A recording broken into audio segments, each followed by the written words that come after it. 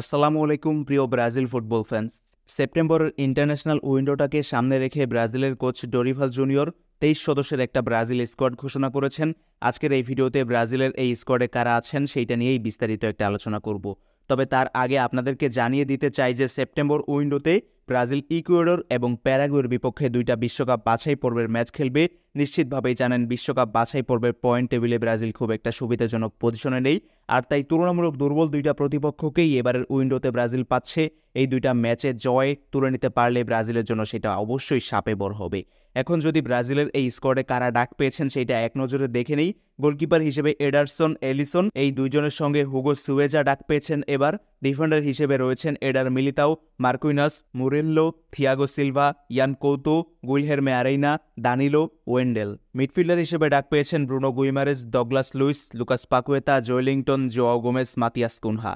আর forward হিসেবে আছেন Vinicius Junior, Rodrygo, Endrick Savio, Estevao এবং লুকাস হার্নান্দেজ। এখানে অবশ্যই অনেকে নেইমারের নামটা খুঁজছেন সম্ভবত, তবে নেইমার কিন্তু ইনজুরি থেকে এখনও ফিট হতে পারেননি, মাঠের ফুটবলে ফিরতে পারেননি, যে কারণেই ডরিভাল জুনিয়র নেইমারকে এবারের স্কোয়াডে রাখেননি। নেইমার সামনে খুব শীঘ্রই হয়তোবা ম্যাচ খেলার মতো ফিট হবেন, ম্যাচ ফিটনেস ফিরে পাবেন এবং আল হিলালের জার্সিতেও তাকে দেখা যেতে পারে।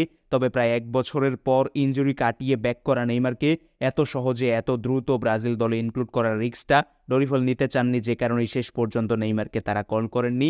আরও একটা বিষয়, অনেকেই হয়তোবা কাসেমিরোকে খুঁজছেন। একটা গুঞ্জন শোনা গিয়েছিল যে শেষ পর্যন্ত কাসেমিরো আরও একবার ব্রাজিল জাতীয় দলে কামব্যাক করবেন, কিন্তু সেই জিনিসটা গুঞ্জন আকারেই উবে গেল বলা চলে। কাসেমিরো কিন্তু পর্দার আড়ালেই রয়ে গেলেন, ডরিভাল তাকে কল করেননি। সম্ভবত তার সাম্প্রতিক পারফরমেন্স এবং ইনজুরি কিংবা খেলতে না পারার যে অধারাবাহিক বিষয়টা সবকিছু মিলিয়েই কাসেমিরোকে স্কোয়াডে নেননি ডরিভাল জুনিয়র। একই কথা কিন্তু রিচার্লিসন কিংবা গ্যাব্রিয়েল জেসুসের ক্ষেত্রেও প্রযোজ্য।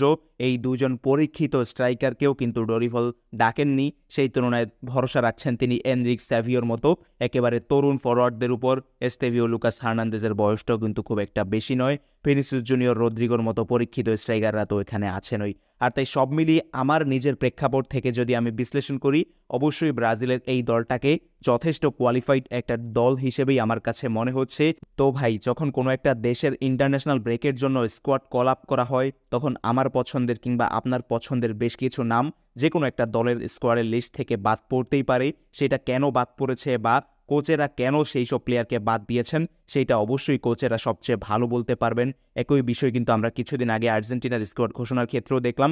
এখানে এসে আবার নেইমারকে দেখছি না, যদিও তার থাকার কথা অনেক আগে থেকেই শোনা যাচ্ছিল। কাসিমিরোর মতো প্লেয়াররা নাই, রিচার্লিসন কিংবা গ্যাব্রিয়েল জেসুসটা আরও একবার প্রাপ্ত থেকে যাচ্ছেন। সবকিছুর উত্তর ডরিভালের কাছেই সবচেয়ে ভালো মতো রয়েছে। সম্ভবত ডরিভাল তার নিজের প্ল্যানে তাদেরকে ইনক্লুডই করেননি। সামনে আসলেই দেখতে চাইবো আমি ব্রাজিল দুইটা ইন্টারন্যাশনাল ম্যাচে, বিশেষত বিশ্বকাপ বাছাই পর্বের ম্যাচে কেমন ফুটবল খেলে।